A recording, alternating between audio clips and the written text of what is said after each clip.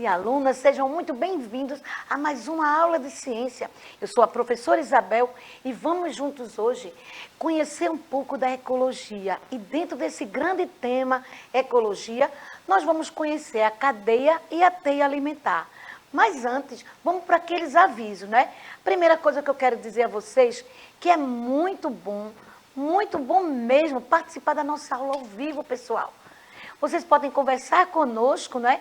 Nesse momento ao vivo, respondendo questionamentos, fazendo perguntas, dizendo a escola que vocês são e também, à medida que a gente vai aqui falando das escolas, a gente vai agradecendo a todos os professores, coordenadores e gestores pelo incentivo que eles estão dando para que vocês venham participar da nossa aula ao vivo. Mas, para quem apenas agora está vendo pela TV, sabe que depois pode rever a nossa aula no YouTube. Vai lá no YouTube e rever essa aula ou ver outras aulas, né? Se organizem aí, façam um horário especial para poder vocês verem essas aulas que já passaram, né? E aí, para que a nossa aula seja bem mais interativa, que possa atingir um maior número de pessoas, não só dos nossos estudantes, mas dos familiares, que eu acredito que também estão nos vendo, né? Nós contamos aqui com a querida Elaine, que está aí, olha, fazendo todos esses sinais, transmitindo essa aula da gente, pessoal. É a língua brasileira de sinais. Então, fiquem atentos e comecem a convidar quem está por perto. Olha, vem aqui assistir a nossa aula, vem ver o que os professores estão apresentando. E também em relação a avisos, nós estamos sempre, né? A nossa equipe de ciência, sempre estamos apresentando a cada mês quais são os cuidados, a conscientização que nós precisamos. E aí vocês devem estar vendo que o mês de junho está recheado. Vamos continuar falando de vacinas, mas esse mês nós temos, ó, a questão aí da Semana do Meio Ambiente. Estamos na Semana do Meio Ambiente e para representar bem essa semana, eu estou trazendo para vocês a Agenda 2030. É uma agenda que foi apresentada, pessoal, né, a partir de uma discussão de vários países e foram construídos, né, a questão aí de 17 objetivos. E esses 17 objetivos são, vamos dizer assim, regras, normas, até mesmo leis, que podem ser, né, cada um de nós começarmos a nos esforçar e tentar ajudar. Tudo isso voltado para a preservação do meio ambiente, o melhor, né, funcionamento do nosso planeta. Estamos também, né, esta semana falando a questão aí dos fogos, pessoal. Então, vamos levantar essa bandeira, dizer não aos fogos. Por quê, gente? Com fogo não se brinca. E quando a gente fala em fogos, a gente está chamando a atenção de quê? Que esse barulho, muitas vezes na sua casa, né?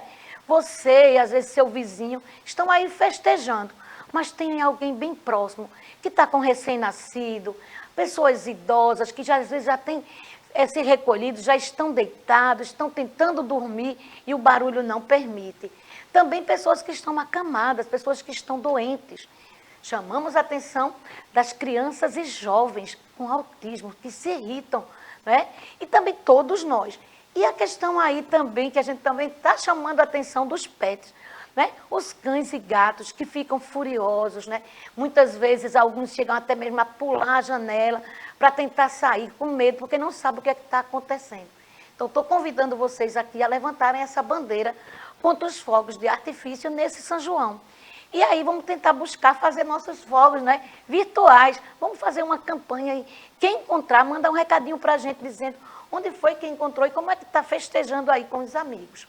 Então, essa questão aí, não é que tem vários, mas hoje eu estou chamando a atenção, né, da prevenção em relação ao meio ambiente e a questão dos fogos. Eu vou chamar a professora Cláudia, que ela vai dar as boas-vindas e vai falar um pouquinho para a gente sobre as vacinas, porque nós não estamos só na campanha da Covid, a gente tem que falar aí da vacina da gripe, do sarampo e também a questão já da segunda dose, não é isso, Cláudia? É isso, professora. Então, boas-vindas a todos e todas que estão aí nos assistindo. Que bom que vocês estão aqui conosco. E em relação às vacinas, né? Observem aí que o esquema vacinal para a segunda dose de reforço, a partir dos 50 anos já aí, estamos podendo nos agendar a nossa vacina no Conecta Recife. Então, agendar, procurar os postos que estão vacinando e completar realmente o esquema vacinal, porque a gente sabe que esse vírus aí, ele está voltando e se a gente não tiver cuidado, a gente tem que estacioná-lo. E também lembrando a vacina da gripe e do sarampo, não é? Completar o esquema vacinal também, o seu cartão vacinal. Procure os postos também que estão dando, vá e se vacine, porque nós alertamos sempre que a prevenção é tudo. Pois é, professora Cláudia, que bom essas dicas, né, gente? Obrigada aí a professora que está dando para a gente essas dicas, esses lembretes. Mas eu gosto sempre de rever um pouquinho o que nós vimos na aula passada, porque aí quem não viu vai ter uma oportunidade de ver agora algumas dicas e voltar, né, para ir lá no YouTube e ver aí essa aula. Foi que nós conversamos, lembrando que a nossa aula, né, é transmitida aí na TV Nova a 22.4, mas vocês podem ver no aplicativo e também no YouTube. Então, na aula passada, nós conversamos a respeito do ciclo da água, o ciclo hidrológico. Mostrar que essa água ela se renova, né? Ela não está parada. Então, ela se evapora, ela forma as nuvens bastante cheias voltam, né, para a terra. E essa água que chega se infiltra, aumenta o volume dos rios, aumenta o volume dos mares e oceanos. E essa renovação não é uma renovação de purificação. Sabemos também que esse ciclo da água, tanto a evaporação como a queda da água, ela não cai sempre no mesmo lugar, nem assim é tão controlado, diante do que nós estamos vivendo, com essas chuvas intensas, né? E até o volume de chuva não previsto para esse período. Nós estamos no período de chuva, mas não é esse volume que nós estamos percebendo, que nós estamos vivenciando, não é, gente?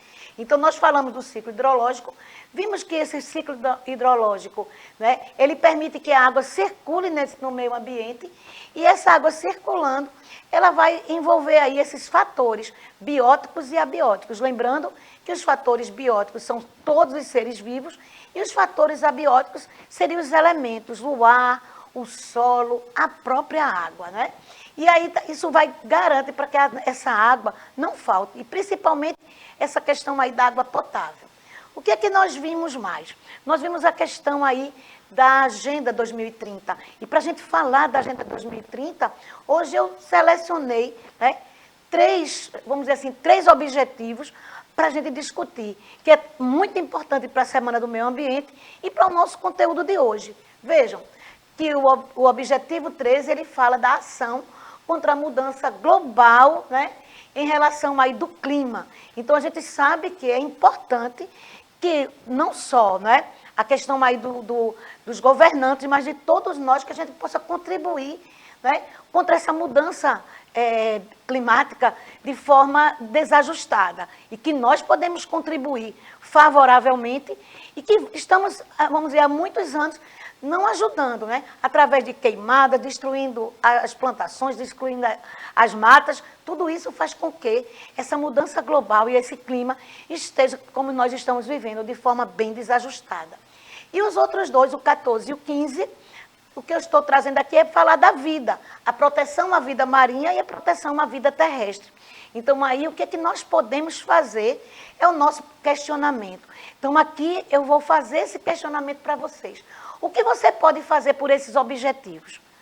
O que é que eu posso fazer para minimizar esse problema, né, das condições climáticas? O que é que eu posso fazer para melhorar a condição de vida dos seres aquáticos e dos seres terrestres? Então, aí vale uma reflexão, parar um pouquinho para pensar. No lixo que eu deixo cair no canal próximo à escola, à casa de vocês, nos rios, no momento aí da praia também. Então, de alguma forma, esse meu lixo, eu estou contribuindo para esse desajuste, né? Para esse desequilíbrio. E em relação às espécies terrestres, então é ter esse cuidado, né? Não estar passando pelas plantas, que é muito comum a gente ver isso, viu, pessoal? Nas escolas eu via bastante. Sem querer, já estava alguém lá cortando uma folhinha, quebrando, sem motivo nenhum. Aí, professora, nem prestei atenção, então vamos prestar mais atenção nisso. Então, aqui é o meu convite, né, a vocês, para a gente poder ajudar na questão de clima e na questão da vida terrestre e vida aquática. Mas o que é que nós temos para hoje? Nós temos hoje essa palavra, ó, ecologia. Será que vocês já estudaram antes essa palavra? Eu estou trazendo aqui o significado. Leiam comigo. é uma especialidade da biologia que estuda as interações entre os seres vivos e ou com o meio ambiente. Então, vejam que a ecologia, né, é uma especialidade da biologia. Né? A biologia é essa disciplina que estuda a vida, que vocês vão ver lá no ensino médio, que hoje nós estudamos, né, ciências da natureza, que vão envolver não só a biologia, como a química e a física. Então, aí, a questão de ecologia. Mas agora eu trouxe para vocês a questão aí da formação da palavra, né? A questão de eco, ou oikos, que significa casa. E a questão de logia, que a gente já viu em outras, como a geografia, a gente vê assim, professora, tem a biologia, que estuda o quê? Aí a gente já está dizendo, ó, que essa terminação da palavra, ela vem identificar saber estudar. Então, ecologia é estudar a casa. A casa é o ambiente onde a gente vive, né? O nosso grande ambiente, o planeta Terra, que vai, vamos dizer, através de um jogo de encaixe, até chegar à nossa casa. Mas nós estamos contribuindo, as ações da nossa casa, muitas vezes interferem no planeta como um todo, e vice-versa. Então, é importante a gente começar a ver que a ecologia é um ramo aí da biologia, que a preocupação é estudar, né, a nossa casa. E quem é que está nessa grande casa do planeta Terra? Todos os seres vivos e os elementos abióticos, né? A questão da água, do solo, do ar e assim por diante. Mas o que é que nós temos mais? Nós vamos falar agora que esse ambiente ele pode ser chamado de ecossistema. Vejam comigo. Vamos ler, pessoal? Olha, ecossistema é o nome dado a um conjunto de comunidades que vivem em um determinado local e interagem entre si e com o meio ambiente, constituindo um sistema estável, equilibrado e autossuficiente. Então, aí eu estou trazendo para vocês essa palavrinha aí, ecossistema, e eu estou mostrando que dentro desse ecossistema existe comunidade. E comunidade é um grupo de seres vivos. Vamos ver ainda mais uma informação sobre ecossistema. Vejam agora, mais uma leitura. Vamos comigo?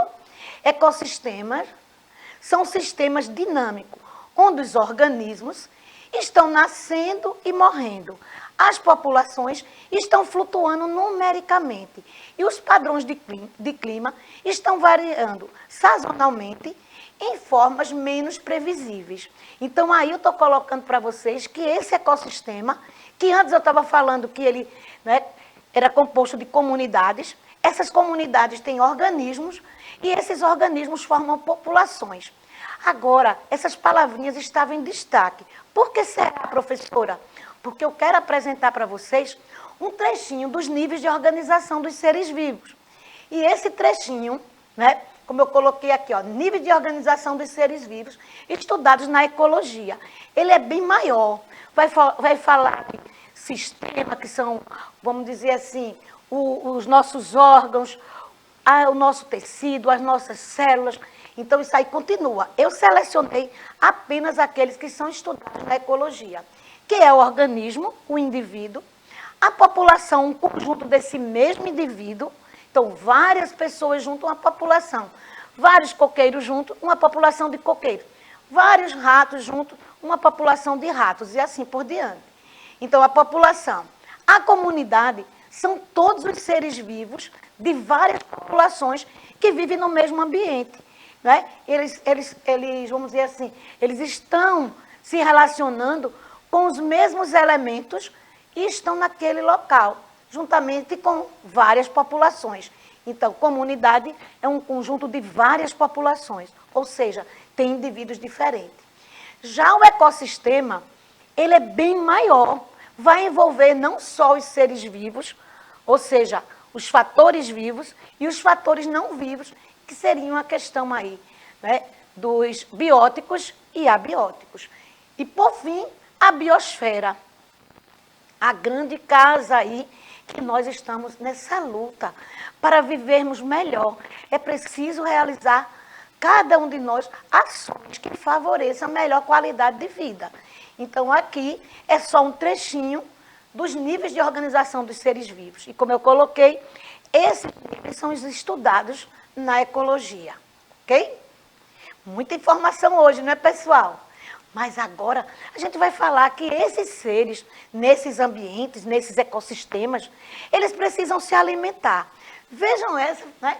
Como quase um desenho animado que eu trouxe aqui para vocês. Os animais armazenam apenas uma pequena parte da energia que consomem. Por quê, professora? Então, tudo que a gente come, um pouquinho vai ser armazenado. E uma grande parte a gente vai gastar. Por quê? Principalmente vocês. Vejam, 90% de tudo que você consome, né, vai estar aí envolvendo para favorecer o seu crescimento, a sua respiração, a sua digestão, a eliminação de fezes, a eliminação de urina, a cicatrização de algum ferimento. Então, desse montante aí de alimentos diários, a gente tem essa grande quantidade para o funcionamento do nosso corpo. E apenas guardamos 10% de energia disponível. Eu não sei se vocês estão percebendo, mas esse leão está contente, né, com essa informação. Só 10% disponível. Por que será? Porque se essa girafa, veja, ela tem apenas 10% de energia disponível, esse leão vai ser, né, tá feliz porque ela vai ser presa fácil, que vai correr e vai conseguir pegar. Então, a questão aí dessa energia disponível é para isso aí, para poder, né, se defender, para poder se safar dessa investida aí que esse leão está fazendo. Mas acredito que vocês estão percebendo também que tem uma setinha onde a árvore está apontando para a girafa. Então, a girafa aí tem uma, vamos dizer assim, uma preferência alimentar. Como o leão aí está todo contente, porque a girafa só tem 10% de energia para ele poder se dar bem na alimentação, né? E o sol está ali contente também, favorecendo esse ambiente. Mas vejam que eu vou sair um pouquinho dessa historinha animada para algo mais sério, que é a questão aí da alimentação. Observe e acompanhe a apresentação que eu vou fazer aí, ó. Então, a gente está vendo aí uma série de animais se alimentando. Estou vendo animais se alimentando de outros animais, estou vendo animais se alimentando de vegetais. Prestem atenção, né? Tem alguns que estão aí bem fortes, né? Mostrando aí a capacidade que eles têm em relação aí à alimentação. Agora, observem essa apresentação. Porque quando a gente vê um animal, né, se alimentando de outro, a gente já começa a fazer algumas críticas. Puxa vida, professora, aquele, né, gavião se alimentando daquela cobra, coitadinho do sapo. Mas na hora que a gente está com uma coxinha na boquinha, né, a gente esquece. A gente acha só que é o animal que estava ali como um malvado, como um vilão. Mas na hora que a gente está comendo, saboreando, não é, pessoal? Não só, e eu trago um prato do outro lado, não só a questão do alimento aí de ser carnívoro, mas também esse prato cheio também de vegetais. Mas isso, gente, é uma categoria para a gente observar no ambiente aquático. Eu trouxe aí para vocês, né, a questão aí de algas, de um peixe de pequeno porte, outro de médio porte, outro de grande porte. E depois eu mostro a vocês aqui outros desenhos. O que será que a professora está querendo mostrar com esses desenhos e com esse esqueleto desse peixe? Então, estou mostrando aí uma sequência de alimentação. E na ciência, essa sequência de alimentação tem um nome. E é esse aqui, gente, ó, cadeia alimentar. O que é uma cadeia alimentar? É uma sequência de seres vivos em que um serve de alimento para outro. Então, aí eu tenho, ó, o vegetal servindo de alimento para o rato servindo de alimento para a cobra servindo de alimento para o gavião. E esse aí, professora, aí eu tenho a questão de micro-organismos. Esses micro-organismos são decompositores, são muito importantes, né, no ciclo aí da vida, porque eles vão decompor após a morte desse gavião. Vamos dizer que o predador do gavião não comeu ele todo. Então, o que é que vai acontecer? Fungos e bactérias vão decompor, vão desmanchar, vão devolver para o solo. Por isso que a setinha está voltando para a planta. Esse solo vai ficar bem mais nutritivo. E sendo mais nutritivo, o que é que vai acontecer? Essa planta vai se desenvolver melhor e o ciclo continua. Eu vou trazer outras apresentações aqui de cadeia alimentar para vocês perceberem. A questão agora eu tenho aí, ó, o vegetal, né? Tenho aí um animal que se alimenta desse vegetal. Depois eu tenho outro animal que se alimenta desse animal que tinha preferência vegetal. E, por fim, aquela representação que são os decompositores. Então, aquele que produz seu próprio alimento, que é capaz de produzir absorvendo água, gás carbônico, luz solar, ele é chamado de produtor. Ele não precisa de outro ser para se alimentar. Aqueles que precisam de outro ser para se alimentar são chamados de consumidores. E, por fim, aí, os decompositores. Olha o que eu estou trazendo no próximo slide. Ah, professora, o consumidor tem uma subdivisão. Os consumidores, eles podem ser herbívoros, quando eles se alimentam apenas de vegetais. Eles podem ser carnívoros, quando eles se alimentam de carne. E eles podem ser onívoros, quando eles se alimentam de vegetais e carne. Existem outras classificações. Existem animais que só comem, vamos dizer assim, alimentos muito pequenininhos, e vai ter um nome. Há outros que só se alimentam de sangue, né? Que são os hematófagos, e assim por diante. Existem outras categorias. Eu trouxe as 3 principais, que é o consumidor dividido aí em consumidores herbívoros, carnívoros e onívoros. Agora, observem essa cadeia alimentar. Percebam que a saída de uma imagem está seguida por uma setinha. A luz solar chegando nas plantas. As plantas seguindo aí em direção, já que eram plantas aquáticas, a esses animais aquáticos. Esses animais aquáticos mostram aí uma sequência de uma ave que vive próximo a esse ambiente aquático e que vai, não é, se alimentar rapidinho aí de um desses peixes. E aí eu tenho um carnívoro se alimentando da ave e, por fim, eu tenho aí os decompositores. Mas, professora, o que representa essas setas?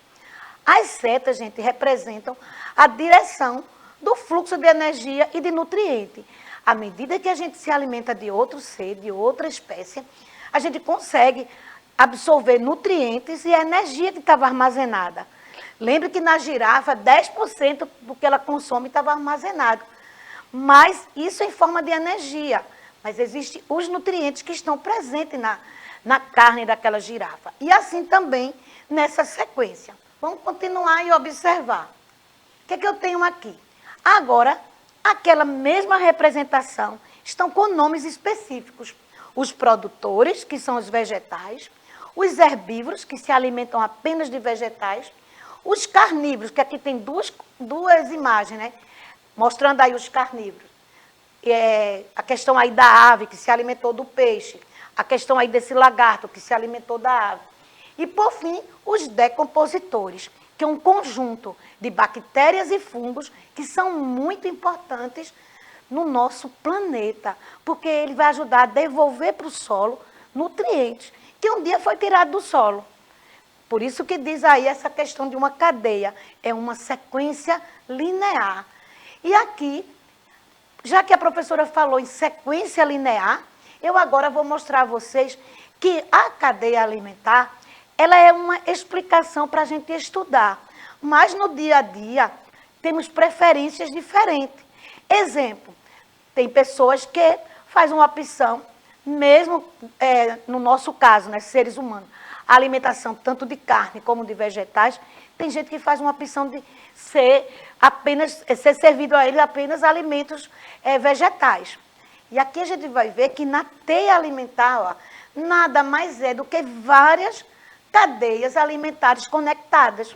Então, aqui, vou apontar aqui para vocês, eu tenho aqui um vegetal que serviu de alimento, né, para esse primeiro, que é um herbívoro, que vai servir de alimento para esse carnívoro. Mas aqui eu posso ter um outro animal se alimentando desse mesmo capim. Então, a teia apresenta para a gente várias cadeias conectadas. Então, é como se a teia fosse uma reunião, né, de cadeias. E que no dia a dia a gente sabe que aquele capim não vai servir apenas para o boi. Vai servir para outros animais que vão se alimentar e assim por diante.